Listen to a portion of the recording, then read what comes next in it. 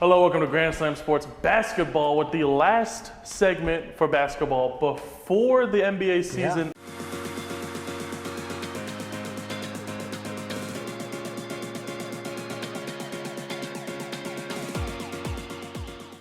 Yeah. Speaking of the NBA season, let's go into mid-season form already. Let's talk about the in-season tournament and kind of some predictions that we have for that. How are you feeling about this new idea? What are your thoughts? I like it. Adding a second trophy, adding something else to play for, it's always fun. I mean, it gets the fans more involved in some, games that before were just kind of, don't really care about games in mid-November. Yeah. But these games now matter because these games will double as a tournament game and a season game. Yeah. So they'll count towards your record as well. Which is very creative, by the way. It is very creative, and I enjoy it a lot. And I mean, every team's in it, and every team has a chance. And it allows for some small market teams to maybe win a trophy. Yeah, I think that the thing I really like about it, like you said, it counts towards your record. My biggest, because this has been tossed around for a few years now, almost a decade now. There's been the idea of a mid-season tournament, and I was wondering, like, how do you keep the players invested? Because you have these games that matter, you have these games that, you have the playoffs, but you see in a game, like even like we see in the World Cup for basketball, you don't even see the top players playing in it because they don't want to get hurt. So how are you going to get them to play in this? And also, they also added that new rule too that doesn't allow for players to sit as much as they were before. I like that. So the NBA is putting their foot down for players not playing because big games. as a fan, man, I've gone to many basketball games, I've gone to many games. I've been excited to see this one guy, and he's just not there. Yep. Most recently, I think Jimmy Butler, For me, it was Damian Lillard to play the Blazers. Rested a game that I wanted to go see. I was so sad about that. So, I mean, it hurts. It hurts to see that. Looking at all the groups here, I think most of them are pretty even. Who you got going out of Group West A? So first, I'm going to kind of explain a little bit about how this works. So you have 5 teams in each group, split into 3 groups of 5 for each conference. So 5 teams, say in West B right here, the Nuggets, Clippers, Pelicans, Mavs, and Rockets. They will play each other once. So that's 4 games in group play. So Denver will play LA, New Orleans, Dallas, and Houston once. That's 4 games. That doubles a tournament game and is a season game. Then after every team plays 4 games, whoever gets first in the group, most wins, will move on to the tournament. So that's 3 spots right there. And then there will be 2 wildcard teams overall for the 2 best second place teams. So 8 teams in total will come out of this. Doesn't really make much sense possibly, but it's about the best I can explain it, really. If you watch European soccer, you kind of understand it a little bit more. It's very similar to a Champions League or a mid-season tournament. But going back to this West A, this one is stacked. Fun. Yeah. Grizzlies, Suns, Lakers, Jazz, and Blazers. I think we can kind of cut out this half right here. You can cut out these 2 right here.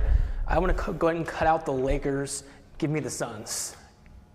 Give me the Suns. I mean, they're stacked. They have Bradley Beal, Kevin Durant, Devin Booker. Come on. It'll still be early season for the Suns, so I'm going to take the Suns here. But Lakers, I think they're going to be one of the wild cards teams here. And no John Morant for Grizzlies, so I don't really think they'll do anything. I agree.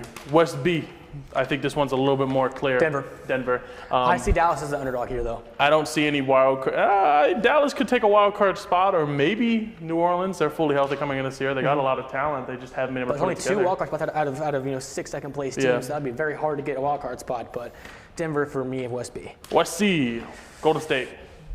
Sacramento. I like that pick too. Sacramento's my close second. I think both of these teams are very talented. It just depends on when they play. I think that the nice part for those 2 California teams is the other 3 teams are significantly weaker than them, in my opinion. Honestly, I want to throw in an underdog here, though. Maybe a wild card team out of second place, the Thunder. I see them being a threat this year in this in-season tournament. I think that's fair. Another team, Anthony Edwards, he put on a show this year. I'm very excited to see what the Timberwolves can do. I just don't like most of the rest of their team. This is hard to call too. This is only 4 games in the group. So any of these games, I mean, the Spurs can come and steal 3, and it wouldn't surprise me at this point. Moving on to the East, in my opinion, the more competitive league. Kind of got to focus on these 3 up here a little bit more. I could see Indy pulling something out though. I think Indiana's better than Atlanta actually. But I think, in my opinion, this is between Cleveland and Philly. I agree. I'm going to go Cleveland. I'm going Cleveland as well. Philly takes one of the first wild card of the 2 in the East. I agree. East B, this one's a little bit more clear as well. Bucks, Knicks, Heat. Who you got? Bucks. I got the Bucks. You can't not say the Bucks at this point. I got the Bucks as well. I got the Knicks. Maybe. No. Even the Heat. I got the Knicks taking the second wild card spot. I think that they are slightly better than. I mean, the Heat always prove me wrong, but that's also playoff Jimmy. I don't know if we're going to get midseason tournament, Jimmy. We'll see. Do we even need to discuss EC? EC, we got the Celtics absolutely clearing this in my opinion. That's not even fair, man. Why couldn't like Indiana be put like in that group with Chicago, Orlando, and Toronto? And the Raptors, you know, they're not a bad team, neither are the Bulls, but the Bulls aren't fully healthy, and the Raptors are still kind of trying to figure it out. So I got the Celtics. Overall, though, who's going to win the first ever in-season tournament? Who's your champion? I know a team that because in the playoffs, it's single elimination, one game. If I know a team that's the most set off to win a bunch of regular season games, I'm going Sacramento.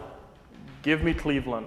I think that this team has all that it takes to stun a team, even if it's a top team. That's why I'm going the Kings. I'm going to go with the underdog here. I think they get a trophy in the in-season tournament. They have, Sabonis, Fox, and they are a super fun team to watch. And they were good last year, the 3 seed in the West.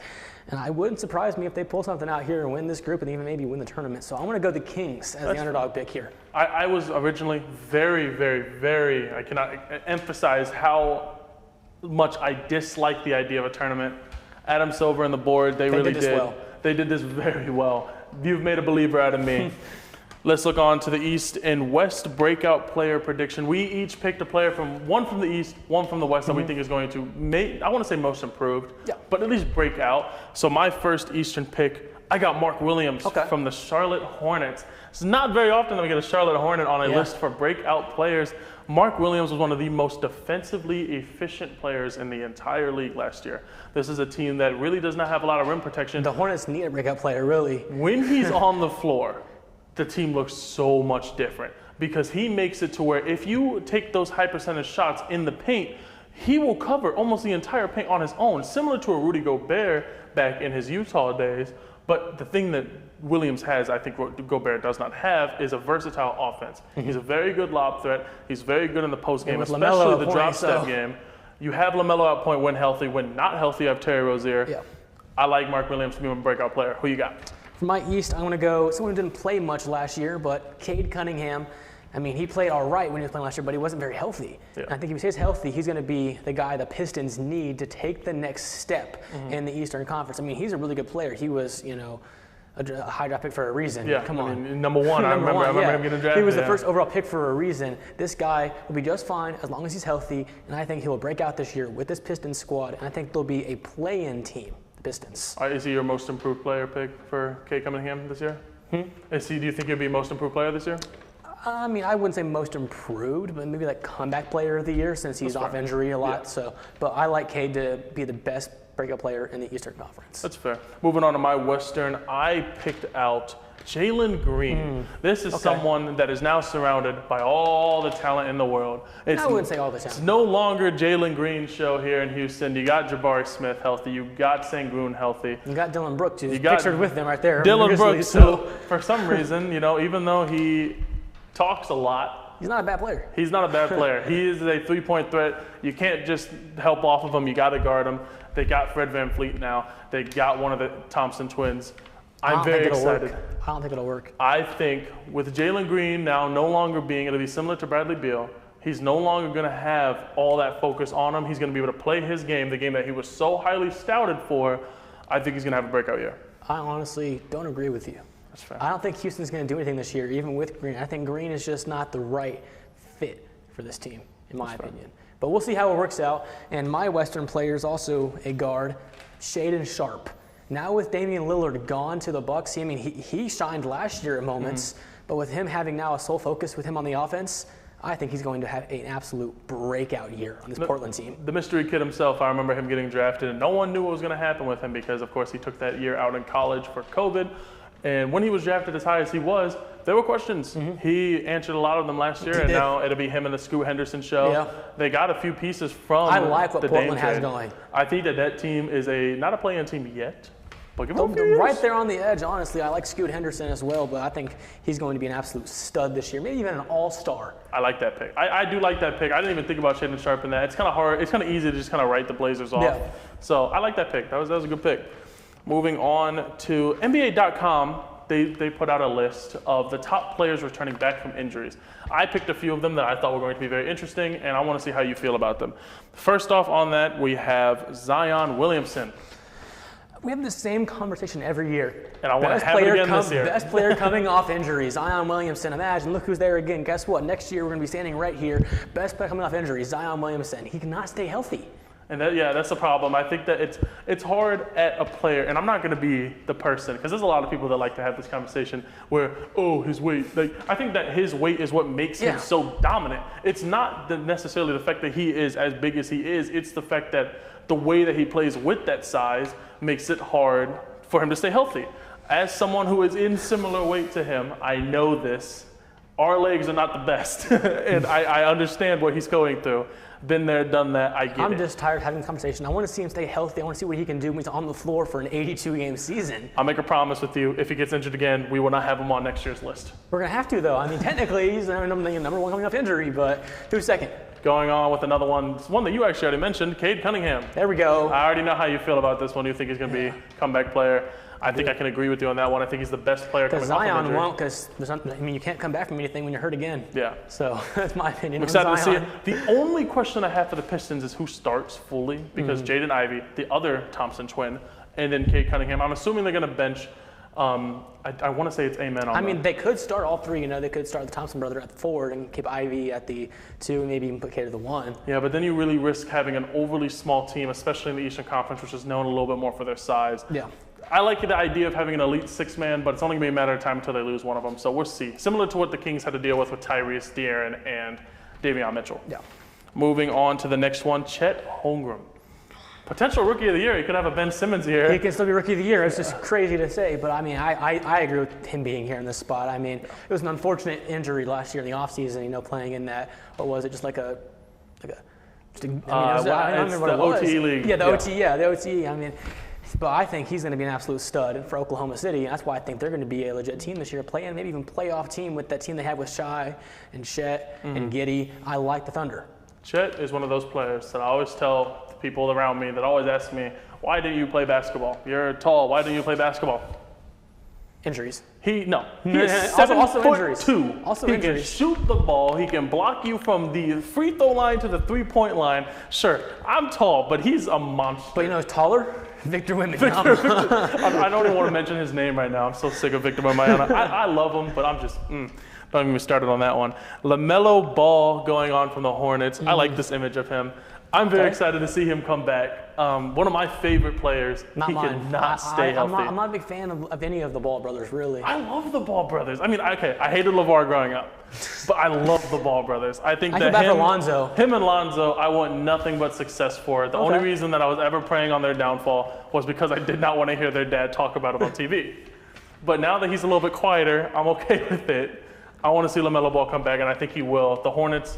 They're still going to be the East's worst team, in my opinion. The Hornets are not for him. He'll go to another team the second his contract ends. He needs to, desperately. Please do. Don't let money ruin your career, please. He's better than that, in my opinion. Moving on, we got Ben Simmons. Oh, come on. Another one of those guys that we see every single year. Same conversation about year. Zion. I mean, this guy is not a basketball player anymore like he was. That Philly crowd and fans, they got to him, and it's just been in his head ever since. He's a good player when he's not in his head. He's in his head. It's mental. It's all mental, in my opinion, with Ben Simmons. I am very intrigued to see what this year holds for him. New team, new faces. This is, in my opinion, the make it or break it year for him. It's his first NBA career. Because obviously he played for the Nets last year. Yeah. Played for the Nets last year. But this is not the Brooklyn Nets that we had last year. This is a completely new identity, a completely new team.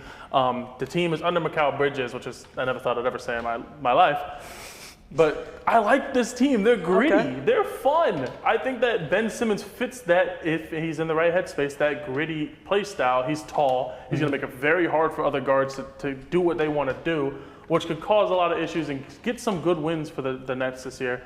This is not a year for the Nets to make the playoffs. This is a year for the Nets to prove that they can do something. Yeah. Moving on to the last one, we got the entire Clippers core. I think it'll be very interesting to see can Kawhi Leonard and Paul George come back. Yeah. What do you think? With those new rules, do you think that they do something this year? Yeah, I do. As long as they stay healthy, the Clippers are just fine. They're going to be top 3 in the West. They have a fun team, and they still might get James Harden, which leads on to my next one. We'll talk about here in a second. Let's talk about the James Harden fiasco. What is going on with James Harden? I have no idea personally because James Harden's been one of those players that he's doing something he did in Houston, man. He's doing it every time. It's every year at this point. And the thing is, the Sixers, they have a habit of wanting an entire bag for one of their players that doesn't want to play. They did the same thing with Simmons, and it was very annoying. Similar with Jimmy Butler as well. Just get rid of him. I mean, you could He's not worth this time, man. Get a few pieces, get a few, like they've been trying to get Terrence Mann for a few months James Harden, now. at this point, is just ring chasing. They're not getting Terrence Mann. I can tell you that now. They are probably not, I mean, they could if the Clippers just say, I give up. But the idea of getting Terrence Mann, it's just not worth having this on your team. This is a lot of money that is not sitting, he's not even going to training camp. He's in Houston right now. I'm very excited to see, not even excited, I'm just done with it. I'm ready to just see what happens next at this point. But another thing I kind of want to look into, same faces, new places. Let's look at some of the players that, are going to be suiting up for the first time in the regular season. First off, let's look at Bruce Brown. Bruce Brown, he's going to fit perfectly into this Pacers squad. A defensive piece, probably more than offensive, but he's going to fit perfectly with Tyrese Halliburton, Ben Mathurin, Jarvis Walker now at the 4, maybe I believe Toppin starting over him, and then Miles Turner. I think this Pacers squad is young and fun this year. I think he fits perfectly into that. Do you think they overpaid a little bit, or do you think it was a good month? I think it was a slight overpay, but I think it was worth it in the hopes that he plays like he did in Denver. That's fair. Bradley Beal. I ain't gonna speak on it. That's perfect. Imagine what this dude is gonna do when he is not. He was dropping 30 on people's head in a Washington Wizards jersey with no help. Now he has KD the and Devin best Booker. scorer of all time, and Devin Booker. With that three, that team is gonna be so fun to watch. Disclaimer: I'm not a big Devin Booker fan. I respect him, but. I'm very excited to see what he does. I think he's going to put up 25, 30 again. Yeah. I have his pictures in my room. Marcus Smart, one of my favorite players growing up, still is. I think Grizzly. The Celtics, they won that trade still. Kristaps is an animal, and he's going to fit in that team so well. But to lose a piece like Smart, who fits a lot of teams perfectly well with that defensive prowess he has, To miss out on Marcus Smart is hard, but they did replace him with Jrue Holiday, which I do think Jrue Holiday is a more seasoned offensive version of Marcus Smart. Now, if Marcus Smart was to go anywhere else, that's the place to go. Yeah. Growing up, this was a team that you always tell, this is grit and grind Grizzlies, blah, blah, blah. Zach Randolph, Marcus Gasol, Tony Allen, Mike Conley.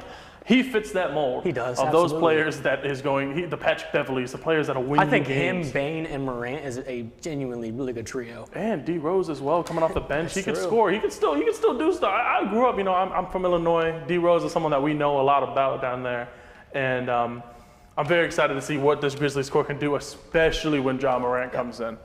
Moving on to John Collins, one of the shocking trades. I was not expecting him to put on a Jazz jersey this year. I was expecting him to go to like a Lakers. The Jazz are always weird. They always have some random players put together, and they always are decent. Yeah, random players put together in their highlighter uniforms. It's just. I'm not a big fan of those uniforms. I hate those uniforms. I hate them with a passion. But I love the old ones. Yeah, the Jazz had some of the best jerseys, and now they're walking around like a bunch of highlighters. But the team, they have the talent. Lauri Markkanen's going to be here. Colin Sexton. John Collins, I think the team will be fine. Play-in team probably. Yeah. Very excited to see where they go from. But the last thing I wanted to focus on, it's opening day. I know I'm going to the Pacers opening night. I know you might be going to that game. I wanted to ask you what some of your favorite atmospheres are in all of the NBA. So you see a picture here, Cleveland, they aren't in my top 3. I don't. Not in my top 3. Top 10 even probably. I mean, top 3, it's tough to say, but I want to base it off some of how the crowd is, how the stadium's like. I want to put MSG up there because you can't. It's fair. I have MSG up there as well. MSG up there. I've been there before for a Knicks game. It is a great experience. I got MSG at number 3 actually, so that's. MSG is my number 2, I believe. That's fair. All right. I also have the Bulls up there with United Center. Been there. Yeah, love it. I'm not sure who my top 3 are in like what order, but they're my top 3 for sure. United Center. And then my third one, I've been going back and forth between a lot of teams. I like the Lakers, Staples Center. Of course. I mean, it's Crypto.com Arena now. Crypto.com Arena, sorry. I also like TD Garden with Boston. I love it, yeah. But it's one of those two, TD Garden or Crypto.com. Yeah.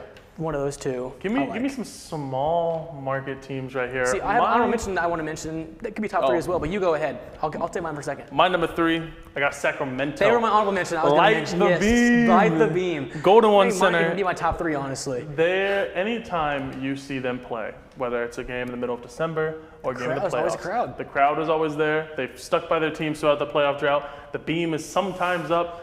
It's a beautiful atmosphere. That's why they're my number 3. They'd be above the Knicks if it wasn't the Knicks, but I love to see it. At number one, though, this is one I've been to, and I can't, as a fan, you can't understand it until you've been there personally. Toronto. Really? That is a team that the entire country is behind. It's not just a state. It's not just a small city in a state. This is the entire country of Canada. And now that they've been successful, I mean, this team's always had those lovable players. Vince Carter, Kawhi Leonard for a year, Kyle Lowry, DeMar DeRozan.